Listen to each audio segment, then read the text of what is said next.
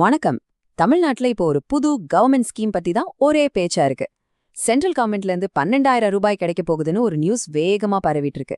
இது நிஜமா? இதுக்கு பின்னால் என்ன இருக்கு? வாங்க இத பத்தி டீட்டெயிலா பார்க்கலாம். ஆமா, இந்த நம்பர் தான் இப்போ எல்லாரோட கவனத்தையும் ஈர்த்திருக்கு. 12,000 ரூபாய். ஆனா இது எப்படி, யாருக்கெல்லாம் கிடைக்கும், எப்போ கிடைக்கும்னு ஏகப்பட்ட கேள்விகள் இருக்கு இல்லையா? உங்க மனசுல ஓடுற கேள்வியே இதுதான் எனக்கு தெரியும்.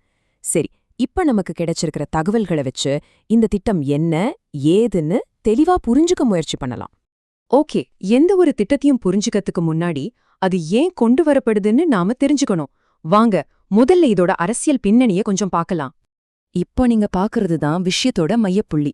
இந்த 12,000 ரூபாய் திட்டம் நம்ம மாநில அரசு சமீபத்துல கொடுத்த 5,000 ரூபாய் நிதி உதவிக்கு ஒரு பதிலடி மாதிரி பார்க்கப்படுது. அதுக்கு போட்டியா இத கொண்டு வர்றதா பேசிக்கிறாங்க. இது சும்மா ஒரு திட்டம் மட்டும் இல்ல, இது ஒரு பெரிய அரசியல் கணக்கு.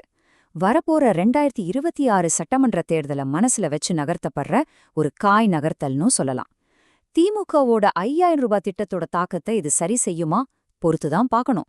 அதாவது உள்துறை அமைச்சர் அமித்ஷா தலைமையில நடந்த மீட்டிங்ஸ்ல ஸ்டேட் கவர்மெண்ட் திட்டத்தை விட ஒரு பெரிய தொகையை நேரடியா மக்களுக்கு கொடுத்தா அது அரசியல் ரீதியா பெரிய பலனை தரும்னு விவாதிக்கப்பட்டதா தகவல்கள் சொல்லுது. சரி, அரசியல் ஒரு பக்கம் இருக்கட்டும். இந்த திட்டம் உண்மையிலே வந்தா அது எப்படி வேலை செய்யும்? இந்த 12,000 பணத்தை எங்கிருந்து எடுத்து எப்படி மக்களுக்கு கொடுப்பாங்க? வாங்க பார்க்கலாம்.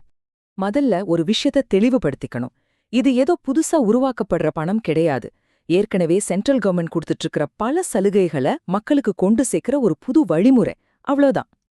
இந்த மெகா திட்டம் அப்படிங்கிற கான்செப்டே அதுதான். சின்ன சின்ன தொகையா தனித்தனியா கொடுக்கற மானியங்கள் எல்லாம் ஒன்னா சேர்த்து மொத்தமா ஒரே பேமெண்டா கொடுப்பது. அப்படி கொடுக்கும்போது அது மக்கள்கிட்ட ஒரு பெரிய தாக்கத்தை ஏற்படுத்தும்னு நினைக்கிறாங்க. உதாரணத்துக்கு, விவசாயிகளுக்கு கிடைக்கிற PM கிசான் உதவித்தொகை, கேஸ் சிலிண்டருக்கான மானியம், உர மானியம்னு இந்த மாதிரி பல திட்டங்களோட பணத்தை ஒன்னா இணைச்சு கொடுக்கலான்னு ஒரு ஐடியா இருக்கு.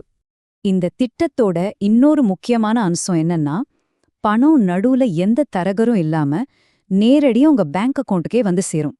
டைரக்ட் பெனிஃபிட் டிரான்ஸ்ஃபர், அதாவது DBT மூலமா இதை செய்ய போறாங்க. அடுத்து ரொம்பவே முக்கியமான பகுதிக்கு வந்திருக்கோம். ஒருவேளை இந்த திட்டம் நடைமுறைக்கு வந்தா நாம என்னென்ன டாக்குமெண்ட்ஸ் எல்லாம் ரெடியா வச்சுக்கணும், யாருக்கெல்லாம் இது கிடைக்க வாய்ப்பு இருக்கு? முதல் கட்ட தகவல் படி நீங்க ஏற்கனவே PM கிசான் மாதிரியான சென்ட்ரல் கவர்மெண்ட் திட்டங்கள்ல பயனாளியா இருந்தீங்கன்னா இந்த திட்டத்துக்கும் தகுதியானவரா கருதப்பட அதிக வாய்ப்பு இருக்கு. முதல்ல PM கிசான் பயனாளிகள் கவனிக்க வேண்டியது உங்க ஆதார் கார்டு, IFSC கோட் இருக்கிற பேங்க் பாஸ்புக், நிலத்துக்கான பட்டா சிட்டா, அப்புறம் ஆதார் லிங்க் பண்ணின மொபைல் நம்பர், இதெல்லாம் சரியா இருக்கான்னு செக் பண்ணிக்கோங்க. ரொம்ப முக்கியமா EKYC முடிச்சிருக்கணும். முடிக்கலன்னா இப்பவே முடிச்சிடுறது ரொம்ப நல்லது. அடுத்தது, கேஸ் மானியம் வாங்குறவங்க, உங்களுக்கும் Aadhaar card, ration card, bank account details எல்லாம் கரெக்டா இருக்கணும். முக்கியமா மானியம் வர்றதுக்கு உங்க பேங்க் அக்கவுண்ட் NPCIயோட லிங்க் ஆகியிருக்கான்னு ஒரு தடவை பாத்துக்கோங்க. அப்பதான் பணம் நேரடியா அக்கவுண்ட்டுக்கு வரும். அதே மாதிரி உரமானியம் வாங்குற விவசாயிகளும் உங்க ஆதார் கார்டு, நிலத்துக்கான டாக்குமெண்ட்ஸ், விவசாய பதிவு, மொபைல் நம்பர்னு எல்லாத்தையும் சரியா வச்சுக்கிறது அவசியம். இதெல்லாம் பக்காவா இருந்தாதான் எந்த திட்டத்தோட பலனும் நம்மள முழுசா வந்து சேரும். சரி, இவ்ளோ நேரம் பேசினோமே, அப்போ இந்த திட்டம் கன்ஃபார்ம் ஆயிடுச்சா? இதோட இப்போதைய நிலைமை என்ன? இதை நாம தெளிவா புரிஞ்சுக்கணும். ரொம்ப தெளிவா சொல்லணும்னா, இப்போதைக்கு இது வெறும் ஒரு ஐடியா தான், பேச்சுவார்த்தை அளவுல தான் இருக்கு. இன்னும் கவர்மெண்ட் கிட்ட இருந்து எந்த ஒரு அதிகாரப்பூர்வ அறிவிப்பும் வரல. பிரதமர் தமிழ்நாட்டுக்கு வரப்போ ஒரு பெரிய அறிவிப்பா இதை வெளியிட வாய்ப்பு இருக்குன்னு அரசியல் வட்டாரங்கள்ல பேசிக்கிறாங்க. அது வரைக்கும் நம்ம காத்திருந்துதான் பார்க்கணும். கடைசியா, இந்த திட்டத்தை எப்படி பாக்குறது?